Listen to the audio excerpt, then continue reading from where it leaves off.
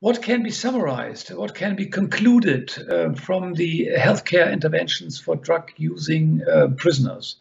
First of all, when it comes to an overview of the necessary and most needed healthcare interventions to fight HIV, hepatitis C, and TB, and also combat COVID-19, you see here that in most of the countries we studied, in the study we carried out, HIV testing was available. Hepatitis C testing was available in most of the countries, but TB testing only in some countries, hepatitis B vaccination in only, let's say, half of the countries we had in our focus. HIV treatment in more or less in all of the 30 countries studied, but TB treatment only in a few countries. But when it comes to, let's say, more detailed healthcare interventions, the coverage rate throughout Europe is rather low.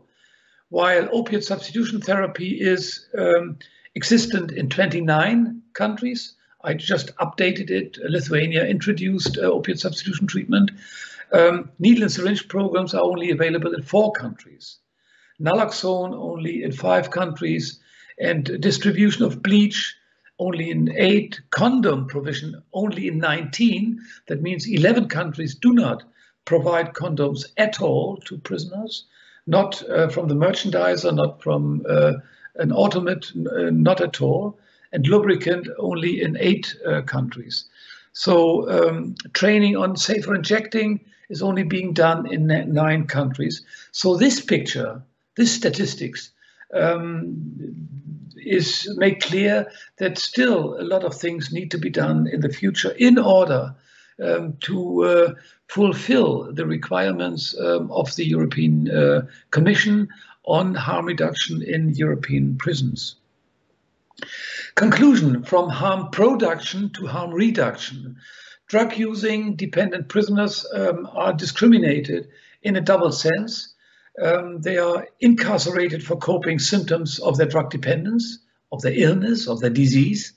And second, they're not benefiting from the progresses in drug treatment or harm reduction at all, which have been achieved in the community. Putting drug users into prisons in high numbers, for my country, this accounts for approximately 30%, means that putting them at high risk of relapses, violence, sexual exploitation, deaths, risks of infectious diseases. So prison environment is both. It's a protective environment for those who abstain from drugs, and if they do it in a sustainable way after release from prison. But that's the minority. The majority is using drugs in prison as well, and is relapsing to drug habits after release from prison.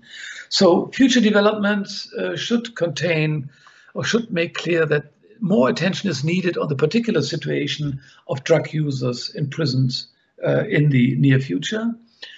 Abstinence-oriented treatment can only be one element of a comprehensive drug treatment service. It needs to be supplemented by harm reduction measures. And there needs to be an integration of drug-using prisoners, nothing about us without us. Include them in planning and evaluating and conducting the services and interventions. That means that the interventions are targeted to the needs of the target population. And we should use and utilize international standards for changing of treatment of all prisoners, and ideally the Nelson Mandela rules or the CPT of the Commission for the Prevention of Torture and Inhuman or Degrading Behavior of the Council of Europe. So what needs to be done is a shift in the responsibility of healthcare from justice to the ministry in charge of healthcare, like the WHO and the UNODC and many other international players are recommending. And this would probably lead to more and efficient healthcare closely connected to community services. We do not have data on that, but there are some indicators which make it more likely.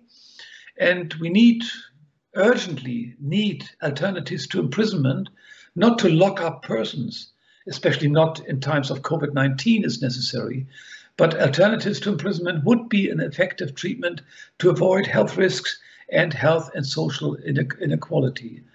So this can only be done if all people working with prisoners, working in prisons, or working with prisoners from the outside, work together, collaborate, and communicate in a way that leads to an improvement of effectivity and efficiency on prison healthcare. So prison staff, the services involved, the networks built, the partnerships, the utilization of infrastructure, the doctors, clinics, pharmacies, and support by political and professional stakeholders. So prisoners are the community. They come from the community, they return to it. Protection of prisoners is protection of our communities. And you can see more results and more materials, not only in the harmreduction.eu website, but also on ResearchGate, or just write me an email if you like to have more information on this or that. Many thanks for your attention.